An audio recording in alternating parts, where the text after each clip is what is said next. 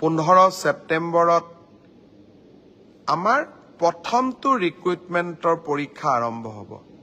11 লাখ প্ৰাৰ্থী পৰীক্ষা পতা সহজ নহয় যোৱাবাৰ প্ৰাৰ্থী কম আছিল কাৰণে সেন্টাৰ কম আছিল এইবাৰ সেন্টাৰো বহুত প্ৰত্যাহ্বানো বহুত কালিৰ পৰা আমি প্ৰস্তুতি কৰিম যাতে পৰীক্ষা সুন্দৰ কৰি হয় আৰু পৰীক্ষা আমি যাতে সফলতাৰে পাৰ কৰিব পাৰো পৰীক্ষাত নকল কৰা বা পৰীক্ষাত নিয়মৰ বাহিৰত গৈ যিসকলে কপি কৰে নকল কৰে তেওঁলোকৰ বিৰুদ্ধে আমাৰ চৰকাৰে এখন বিধানসভাত আইন প্ৰণয়ন কৰিছে ইয়াৰ ফলত পৰীক্ষাত নকল কৰা ব্যক্তিজনক গ্ৰেপ্তাৰ কৰাৰ উপৰিও তেওঁৰ ঘৰুৱা সম্পত্তিসমূহ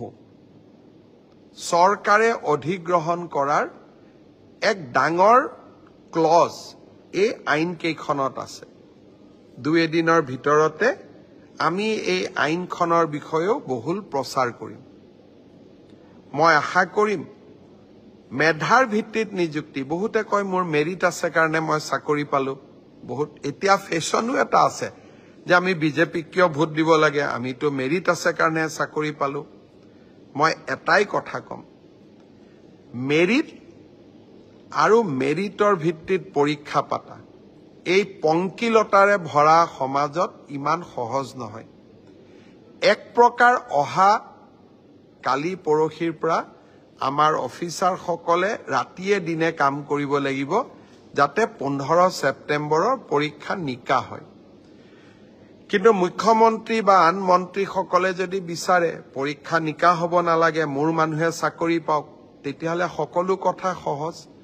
হতৰ বিপৰীতে গৈ আমি কাম কৰিছো পৰীক্ষা নিকা হওক আমাৰ মানুহে পাওক না পাওক মেধাৰ ভিত্তিত চাকৰি হওক